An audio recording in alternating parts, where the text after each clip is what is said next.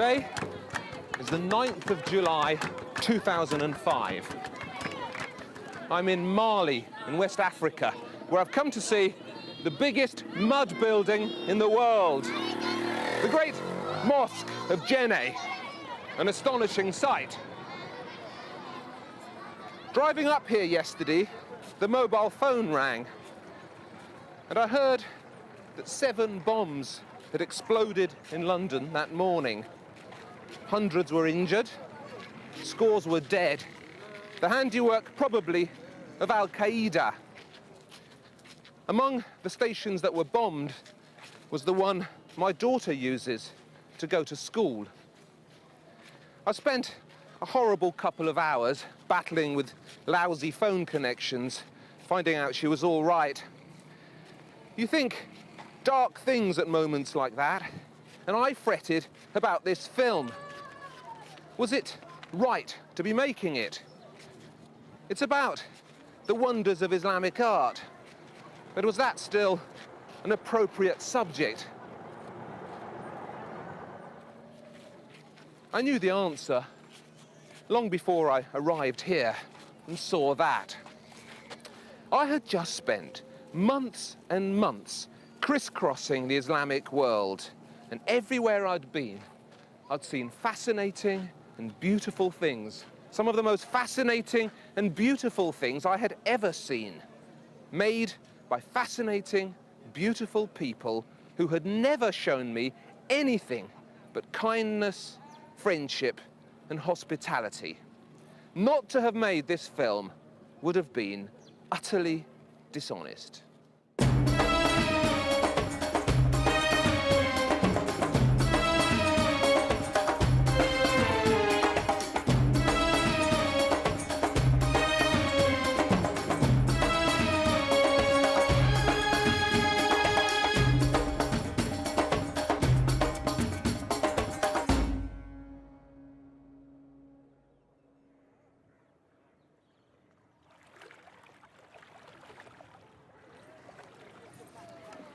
There's something over there I wanted to show you. We're coming at it from an unusual angle from the back, but you'll recognize it straight away when you see it. It's a beautiful example of Islamic art. Perhaps the most beautiful example of all. Rather like a typical Islamic work of art, the real story of Islam is sparkling, fascinating, complicated, and gorgeous. And the best way to tell it is not with scary interviews and politics. That's just news. The winds of time will blow all that away. The truest evidence that any civilization ever leaves behind about itself is its art. Art never lies. It didn't lie about the Greeks, it didn't lie about the Romans, and it certainly doesn't lie about Islam.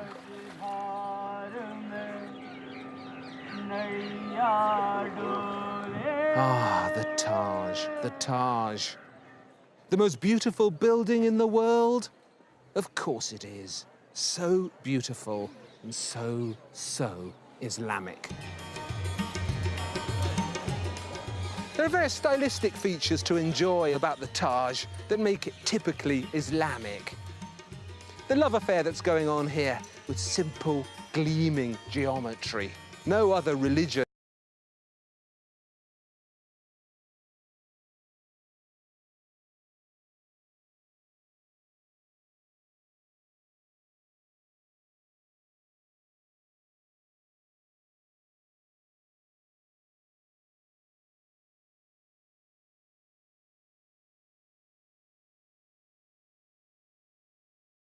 else, something that unites all Islamic art from nation to nation across the centuries like a super glue. I'm going to give it a name. I'm going to call it the atmosphere of paradise. You can see what I mean immediately. It's that air of delicate, God-given perfection, of dreams fulfilled and divine tranquility. It's unmissable and so, so desirable. How Islam developed this addictive appetite for paradise, when, where, and why it was developed is quite a story. It's our story.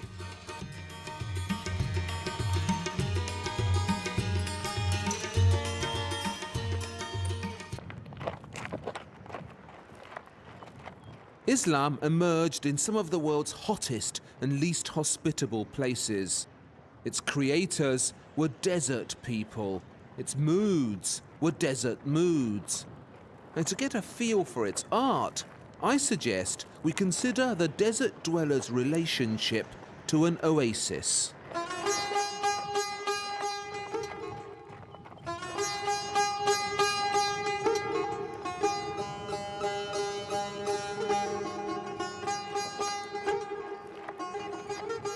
Islam has its own calendar.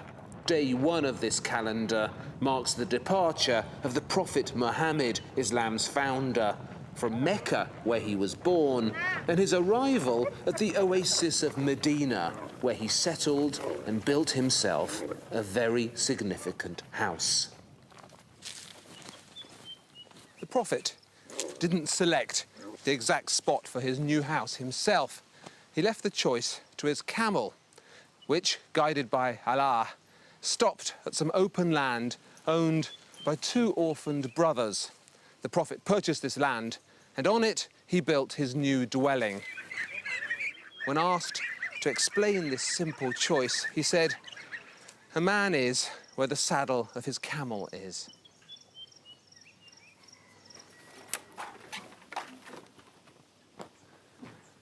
The land had some palm trees on it, which Muhammad cut down, and he marked out a typical Arabian dar, a walled courtyard made of mud bricks, much like these, except a lot bigger. It was square, 50 metres by 50 metres, and it had these humble dwellings along the edges, and the walls were about 10, 11 feet high, like these are.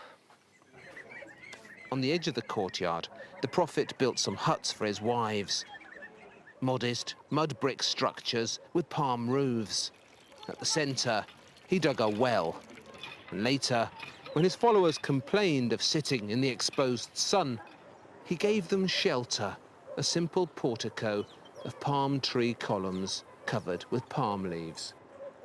The first mosque.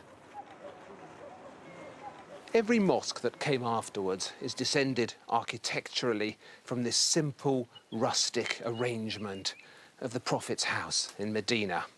And there's something else that the house in Medina bequeathed to all subsequent mosques, and that's its communal air. These Middle Eastern courtyards have so many roles. It's where the animals are tethered, it's where the washing's done, it's where food is cooked, it's where the Prophet preached to his followers, and where sometimes the followers would stay overnight in the shade of the portico. And this sense of a community going about its business behind protective walls was another of the great gifts to the future of the Prophet's dwelling.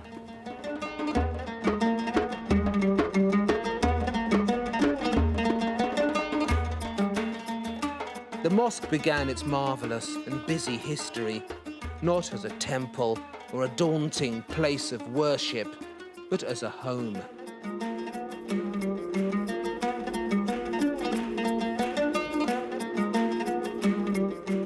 Originally, at prayer times, the community would turn to pray in the direction of the holy city of Jerusalem. But then, one momentous night, the angel Gabriel came to the Prophet in a dream and showed him Mecca. He actually saw the city through a miraculous gap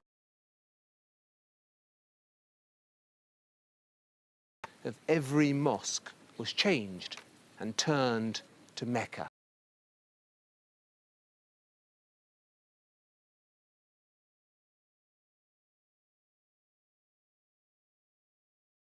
Sometimes gorgeous, sometimes plain, sometimes filled with the flowers of paradise. But the mihrab is always turned to Mecca.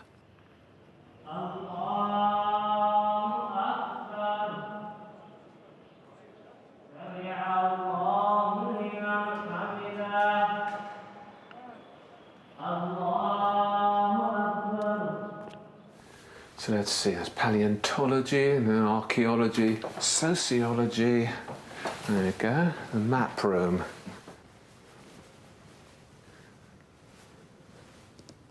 A medieval map of the Islamic world. It's pretty accurate. But can you see where you live on it? No.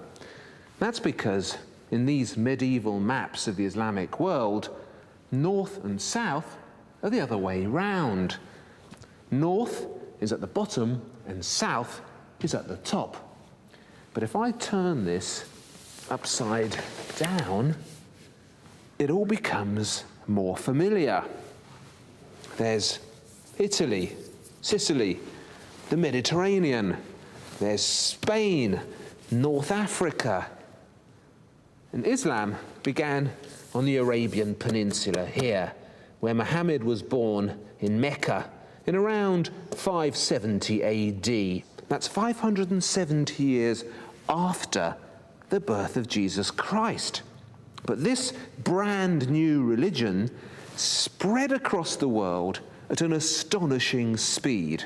Within a century, the Islamic Empire stretched from Spain over here, all the way across North Africa, through Central Asia, right up to the Chinese borders. It was the most explosive expansion that any religion had ever mounted. At first, with all this conquering going on, there wasn't much time for art. But that changed when the Islamic capital was moved from Mecca here southwards, or northwards as we'd call it, to this great city here.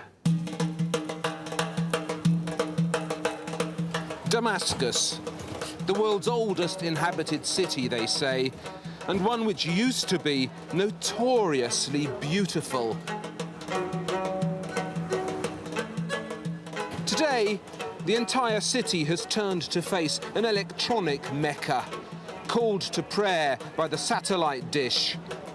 But in less trashy times, Damascus worshipped better deities with more glorious consequences. It's written that Muhammad, on a trip from Mecca, got as far as the outskirts of Damascus, and then he stopped. He refused to go any further. When asked why, he explained that man should only enter paradise once, and that one time was on the day he died. Famed internationally for its luxuries and its fertility, Damascus was such a desirable oasis, so full of many precious things, that everybody wanted it.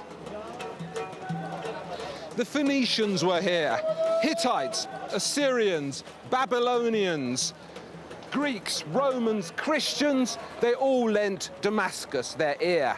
And right here, there was a pagan temple to the Aramaean god Hadad. Now that was taken over by the Romans. See the Corinthian columns there, and that large chunk of pediment. That's what's left of one of the largest temples to Jupiter in the whole of the ancient world. And it looked rather like that. See here, the entrance gate where the columns still are, and there in the middle, the sanctuary where the famous statue of Jupiter stood.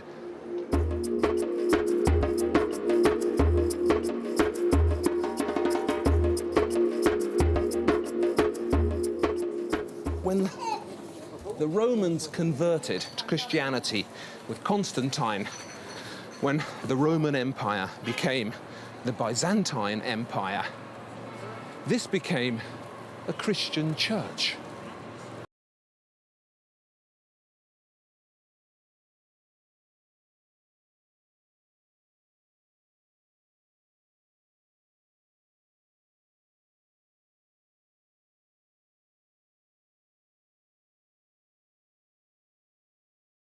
these precious remains was built this huge mosque.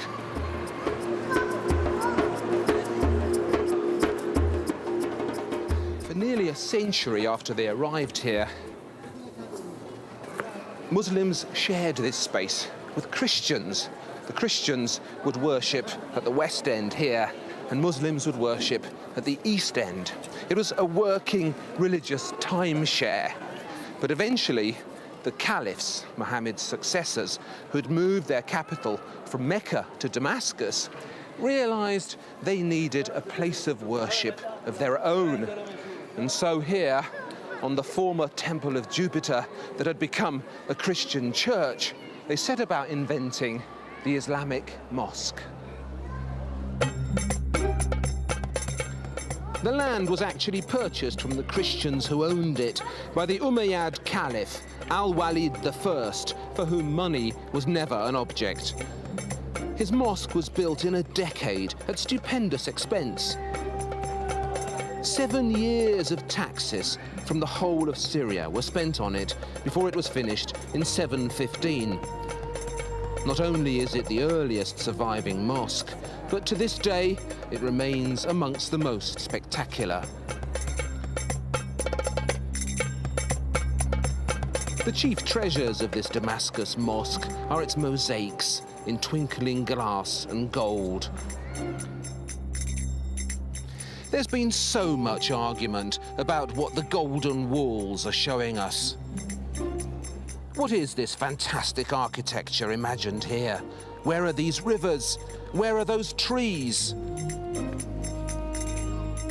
Some say these are perfect evocations of Damascus itself, beautified and watered. Others believe the mosaics represent the Muslim conquests, that Al-Walid I was showing the world what Islam now possessed.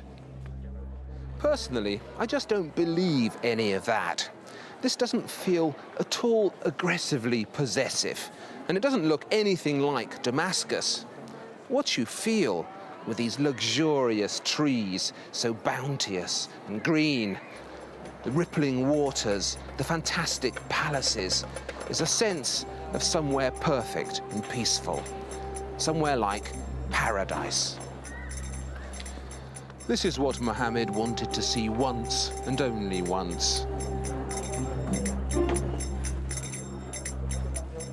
Even the colours of those mosaics, that luscious green, the sumptuous gold, those are the colours described in the Quran of paradise. But look, there's no one there yet. No people, no animals. It's ready, but it's empty and waiting for us. All we have to do is lead the right life, do the right things, and follow the right God. I've seen wall-to-wall imaginings of paradise like these before in Buddhist fresco cycles. If you go to India or China, and of course the traders of Damascus were famous for such travels, you'll find painted caves filled with visions of paradise, with palaces, rivers, bridges, gold, trees. So Islam took all these ingredients, bits of the Christian basilica, pieces of the Roman temple, visions of paradise from the Buddhists, and it mixed them all together and came up with something completely unmistakable and Islamic, something the world had never seen before. Yet how clearly you sense here the basic arrangement of Muhammad's simple courtyard. A covered hall to shelter the faithful from the sun, a fountain at the center to wash at and purify yourself, the sense of a meeting place to which everyone is invited. Having settled on this basic arrangement for its first great mosque, Islam liked it so much it stayed with it for 1,000 years and beyond.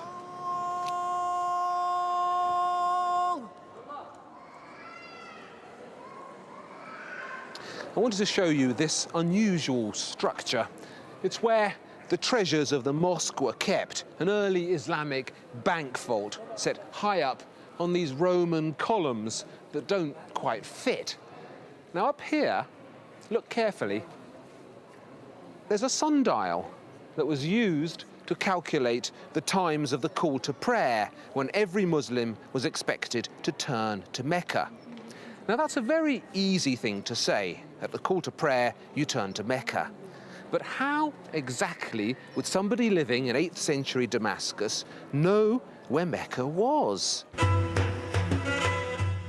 It's relatively easy here. Mecca isn't that far away. But what if you come from West Africa, from Timbuktu, or Samarkand in Central Asia, or Genghis Khan country? Well, you begin by inventing some helpful instruments like these. Astronomy, mathematics, geometry. Arabian science was far ahead of the West in all of them. And such exquisite instruments were fashioned by Islamic craftsmen to make simpler the difficult task of knowing exactly where Mecca was.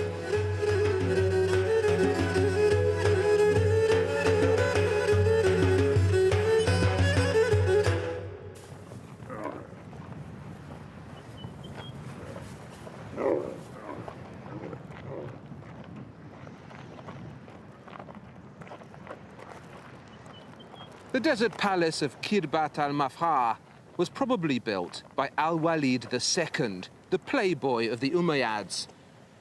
This was his pleasure ground in the Judean desert, far from Damascus, where Al-Walid II could let his hair down, which he did.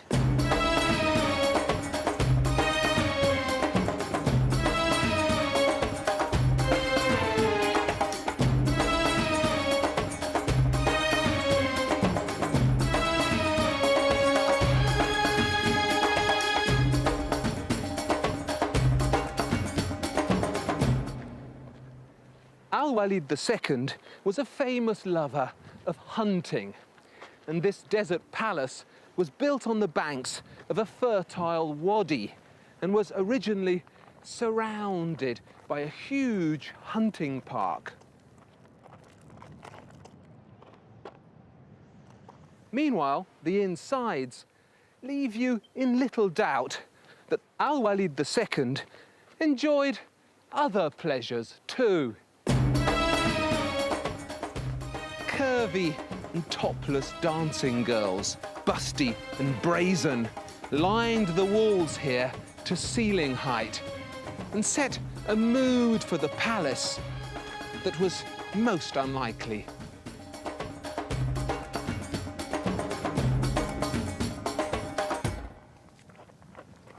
The desert palace had a special room for playing music, and this spectacular bathroom, which now hides a secret floor.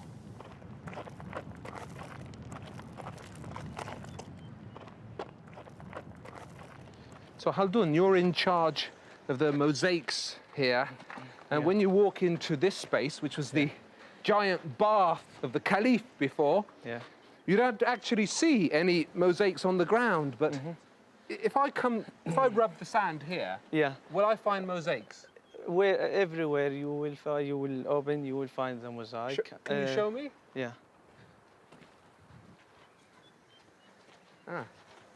Because we covered.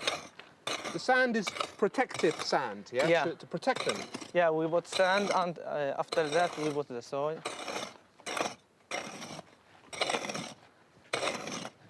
I'll let you dig for a bit. Yeah. So it's coming there.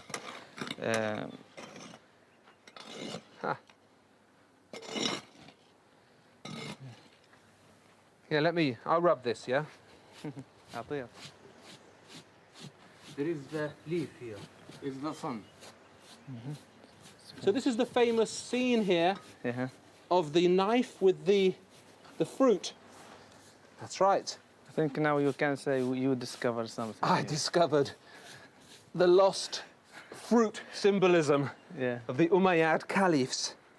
Well, it does look very striking. The knife, the leaf representing the sun or paradise, perhaps. Yeah. And this big, juicy fruit. It's beautiful. Yeah. The most famous mosaic here is in the guest room, Yeah. where the Caliph would entertain his guests. Yeah. Can we Yeah. see that now? Yeah, sure. Which is named by the tree of the life. The Tree of Life. Yeah. The famous mosaic of the lion attacking a gazelle perhaps had an erotic context. The actual word, gazelle, which Arabic gave to English, is also the Arabic for love poetry. And since ancient times, mighty rulers of Al-Walid's type have thought of themselves as all-conquering lions. In Arabic poetry, and indeed in the poetry of Al-Walid II, for he was a poet too, the gazelle is invariably a female presence. With its big staring eyes and its long sensuous neck, it's a graceful animal equivalent of the beautiful virgins who await the good Muslim in paradise.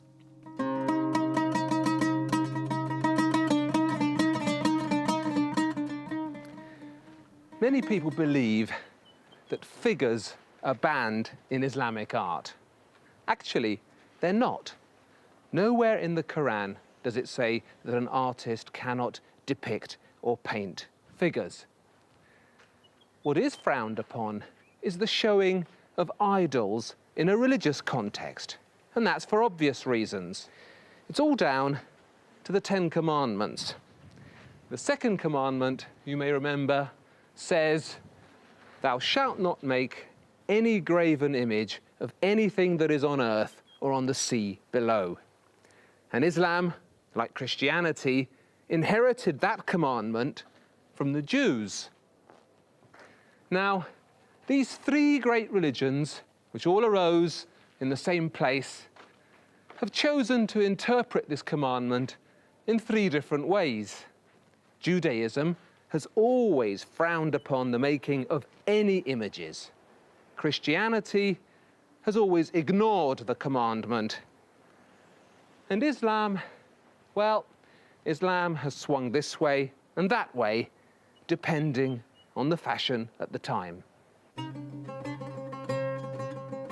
It looks as if it was Jewish converts to Islam who introduced this notion that images were taboo. Islam and Judaism, here and elsewhere, had so much in common. Above all, they shared this fierce antipathy to the ways of the Christians. But this distrust of images just wasn't there in the beginning, and it was never universal, though it did have the most potent implications. It led to a lot of abstraction.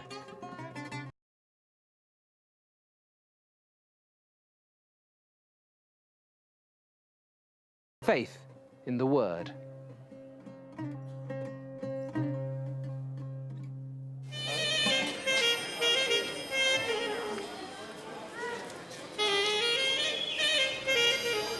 No 101 Arabian Nights was written, probably here in Cairo. The atmosphere's certainly right. The streets here teem with rascals, smooth talkers and clowns. It's intoxicating, but also edgy.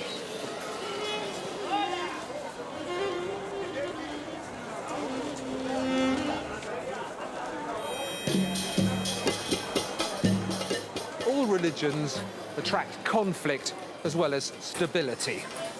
With destiny to play for, there's always room for differing opinions, and Islam is no different. The big split in Islam is between Sunni and Shiite. Someone once explained it to me as the equivalent in Christianity of the difference between Methodists and Catholics, with the Shiites as the Catholics. And it's true.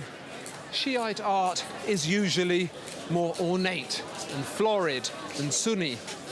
But sometimes it's the other way round.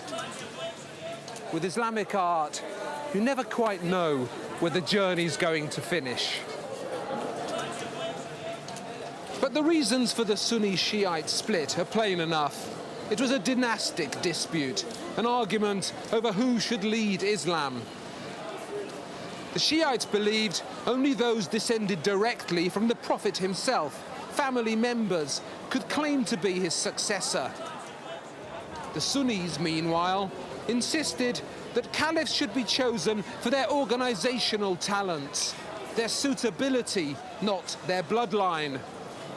So, was it reason or emotion? The brain or the blood? This is the shrine of Hussein, the Prophet's grandson and son of Fatima, Muhammad's favourite daughter. Fatima was married to Ali, who was chosen as caliph, one of Muhammad's successors, and then assassinated. His son, Hussein, went to war against the Sunni Umayyads to right this wrong, but he too was killed and his family murdered. Thus, blood entered the equation, lots of it, and in these parts, that's not quickly forgotten.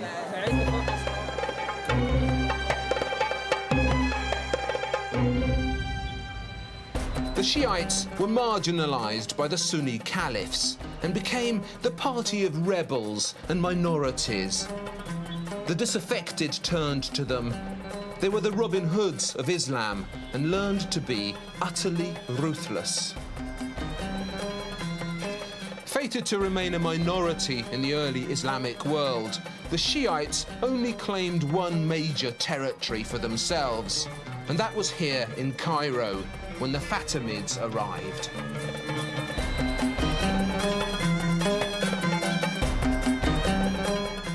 The Fatimids took their name from Fatima, Muhammad's favourite daughter, the mother of Hussein. They too claimed descent from the Prophet, and these Fatimids built Cairo from scratch. There was nothing here when they arrived, and apparently they called their new capital Al-Qahira, the Conqueror, after the planet Mars, which was in the ascendancy when they got here. Some would say the planet Mars has been in the ascendancy around here ever since.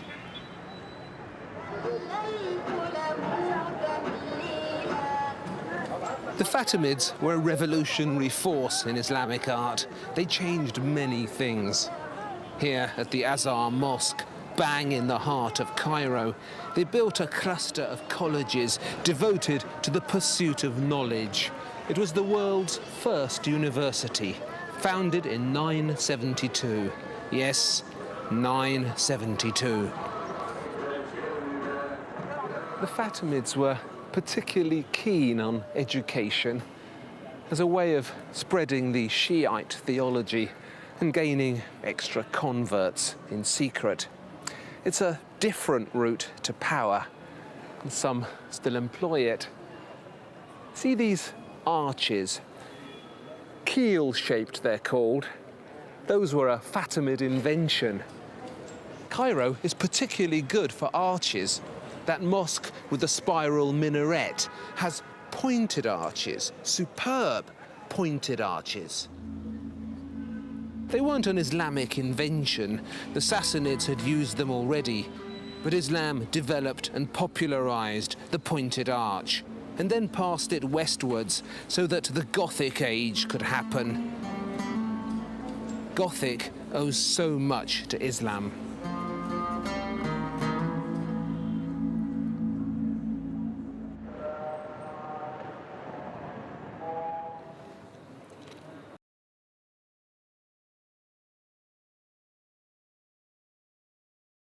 The hypostyle type of mosque, which basically means that it has lots and lots of columns supporting a flat.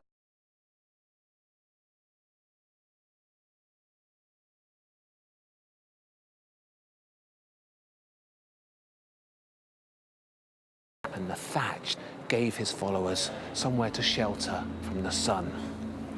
This does exactly the same.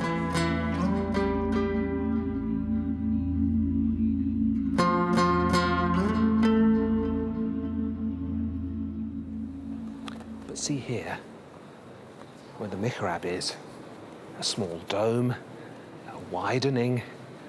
Because almost despite itself, Islam was developing a need to mark its most holy wall more grandly.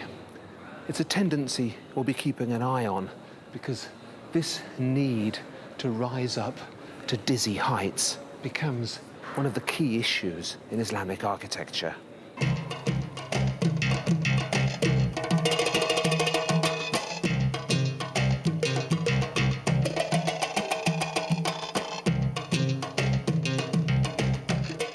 Among the most famous of all Quranic verses is the one inscribed most often on mosque lamps.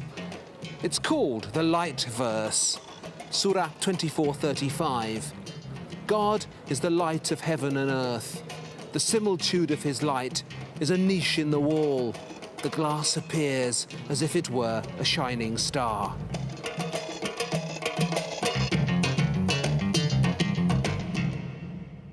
We know this is royal. It was made for Sultan Barkuk, Egyptian ruler. We know the date, which is about 1385. It's dated, is it? It's toward the end of, no, we know when he ruled. That's why we know the date. And this would hang just in front... Either in the mosque or in the house. But they call it mosque lamp because that is the description that was given when it was produced. But it didn't mean that it was specifically used in the mosque.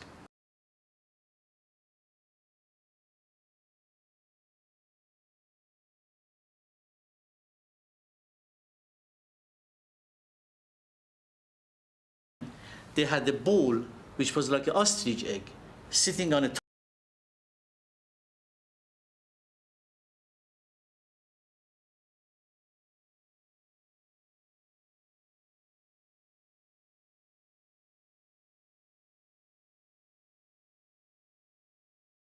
they had candle inside. The reason was that they didn't want to have animals falling into it.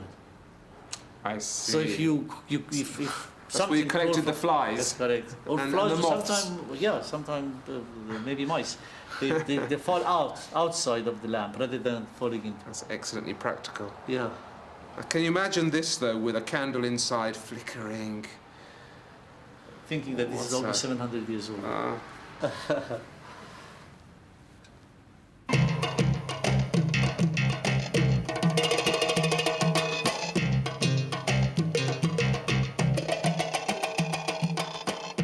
Egypt has a special relationship with precious stones. You know those stories of Cleopatra's fabulous emerald mines? Well, they're not stories. Cleopatra really did have fabulous emerald mines, and she was an ancient Egyptian connoisseur of the sparkling gemstone, as were the Fatimids. The most precious and magical of all Fatimid treasures were actually made from the most abundant mineral on Earth.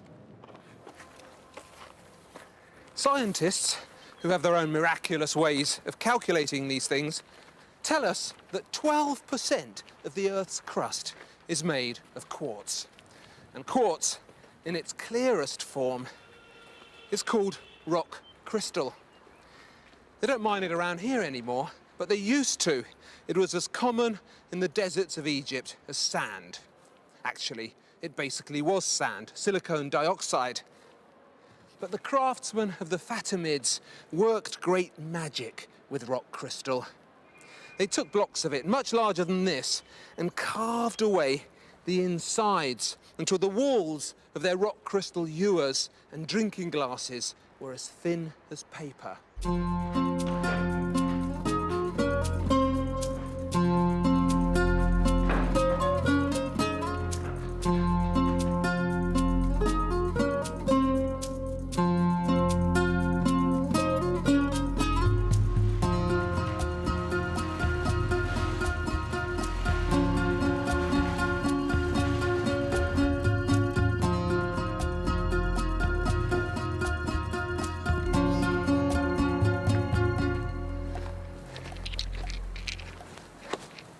Crystals, like these, are of course what crystal balls used by fortune tellers used to be made from. And crystal's always had this otherworldly aspect. The actual word comes from the Greek kristallos, which means ice. And the ancients believed this really was divine ice, trapped in the mountains, waiting to be revealed. And all this superstitious history, this magic air, brought extra sparkle to the rock crystal masterpieces of the Fatimids. There's something else about rock crystal, something even more pertinent than its delicate beauty and its mystical air. According to the Quran, the goblets passed around among the faithful in paradise are also carved of rock crystal.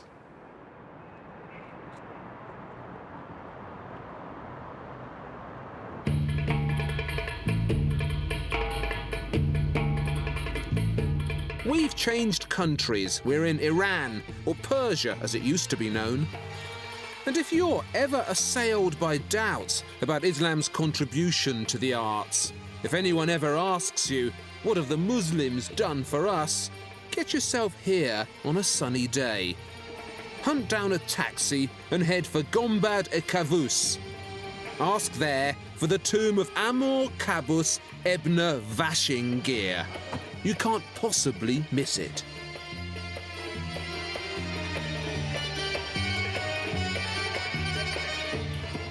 When do you think that was built? 1950s? 30s? The 18th century? The 15th century? The 13th? Actually, it was finished in 1006. It's 1,000 years old. When this was built, William the Conqueror hadn't even been born. The chief religion around here before the coming of Islam was Zoroastrianism. It's still the oldest surviving faith in the world. The Zoroastrians built these tall towers for their dead.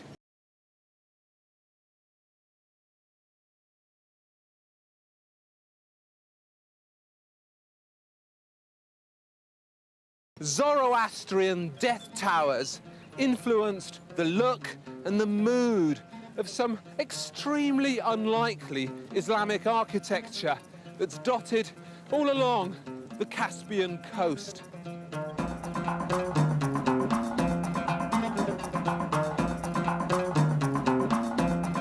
This spectacular and unlikely tomb was built by a formidable local Renaissance man, Amir Kabus Ibn Vashingir, poet, scholar, calligrapher, astrologer, chess player, and ruthless regional warlord. Ibn Vashingir ruled Gombad for 40 years. And when he began to suspect that his time might be up, he built this great mausoleum for himself here on the edge of the Turkoman steppe. It was built to be indestructible. It's 170 feet tall, and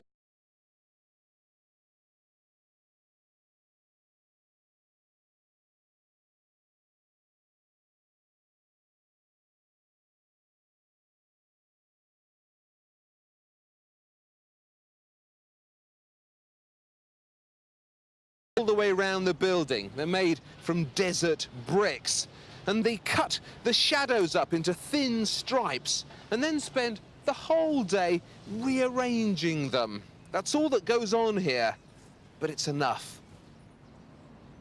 And I like that cheeky conical cap that tops it off so perfectly.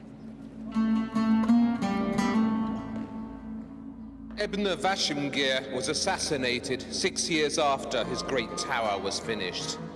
His enemies tied him up in the snow at nearby Gorgon and watched him freeze to death. But he was buried as he wanted to be, his body suspended from the tower roof in a see-through coffin made of rock crystal. There's a tiny window up there, and every time the sun rose, a shaft of light would penetrate the darkness of the tower and illuminate Ebner Vashingir's crystal coffin. I'm not sure I can think of a more exciting way to die.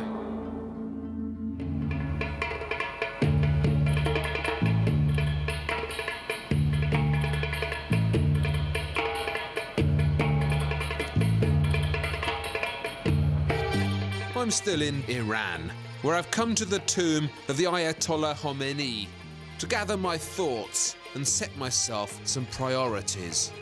If you can't gather your thoughts here, where can you gather them?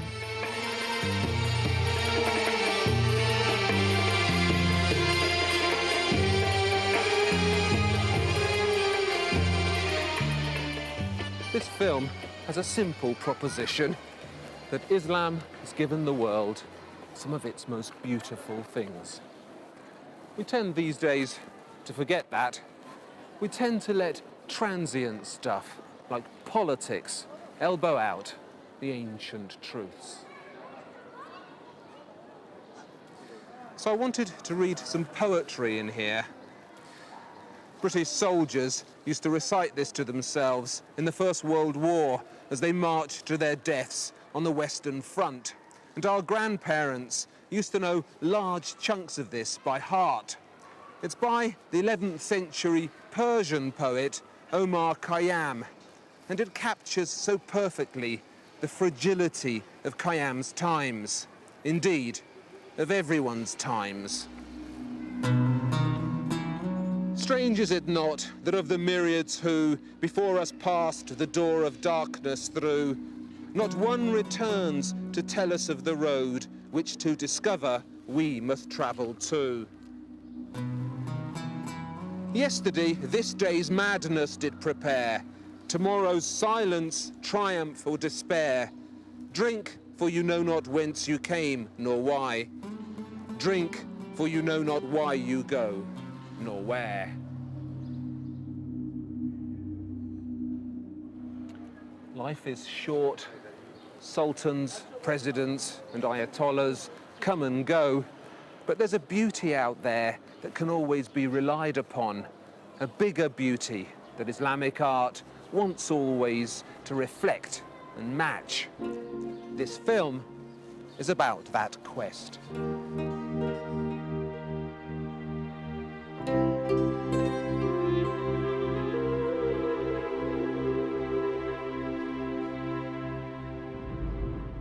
The trouble is that, like so many things in Islam, this elusive beauty keeps changing. The Islamic Empire was packed with far too many different types of international creative ever to arrive at a consensus. Isfahan, on the hot edges of the Persian desert, was a particularly busy trading city which everyone tried to grab. For 200 years, it was controlled by the Seljuks. They lost it to the Mongols. Then the Timurids took over. Finally, Isfahan fell to the Safavids, who ruled here in the 16th century, and whose artistic achievements were surprisingly frisky. The Safavids built half a dozen of these ambitious and charming bridges across the Zayende River. These high walls protected the incoming camel caravans from sandstorms and vicious desert crosswinds. The Safavid bridges had two levels. Underneath the camel level, there's a chain of tea rooms stretching across the river where visitors and locals alike have spent 500 years sheltering from the heat, smoking hookahs, quoting Omar Khayyam, sipping tea and keeping their heads down. It's usefully out of sight down here. The tea rooms have special compartments for rent where all sorts of mildly illicit things go on. I've just seen a chap and his girlfriend ensconced in one, and she was puffing away merrily at her hookah which, in modern Iran, is rather naughty of her. In Isfahan, since the time of the Safavids, a certain amount of Islamic rule-breaking has always gone on, and not just in the tea rooms. The Safavids were the first Shiite rulers of Persia, and their taste in art had about it a transgressive air, a Shiite ornateness. The Shahs of the Safavids were, you feel, instinctive pleasure seekers, free thinkers, and rule breakers. Dancing girls, a pair of them. Who would have thought it? You find them hidden around various corners of Isfahan because the Safavids tore up the old Islamic rulebook and wrote themselves a new one.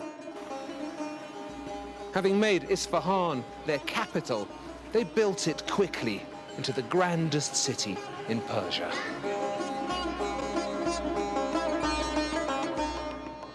This Safavid square out here, Imam Square, is the second largest square in the world. Only Tiananmen Square in Beijing is bigger than this. And the entire perimeter is ringed with great architecture. 2 mosques, a palace, and over there, the entrance to the infamous Isfahan Bazaar, where only a brave man should ever venture.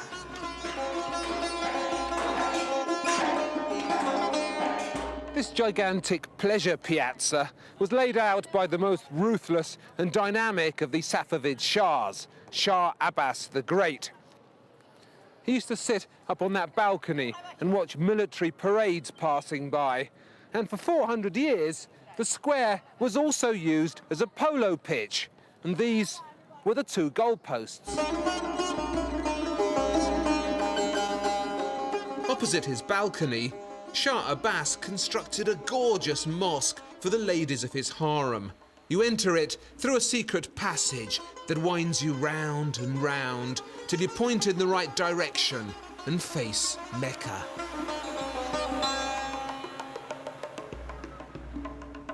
Our cameraman, Simon, has been complaining about coming into these gorgeous Persian spaces. He says it's too dark in here. And it's true. The camera can never see what I can see. And it can never fall in love with Persian darkness in the way the human eye can and must. Don't ask me where anything ends in here or anything begins. I just can't tell you. The tile work doesn't really favor solidity. It rises up, up, up, and when it gets to the dome, it becomes extra miraculous. Can you see how the lozenges get smaller and smaller and create a tiled whirlwind that sucks you up?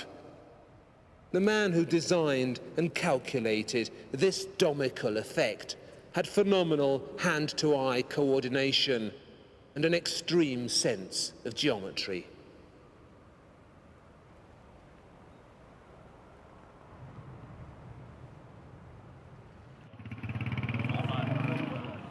Modern Iran, where a woman cannot show her hair or her forearms, where the morality police can forcibly remove your nail varnish and submit you to a virginity test, has had to reach a difficult accommodation with the art of the Safavids. These treasures of Isfahan attract too many moneyed visitors to be locked away. But as you wander amongst them, I swear you can sometimes hear an angry Ayatollah going tut, tut, tut.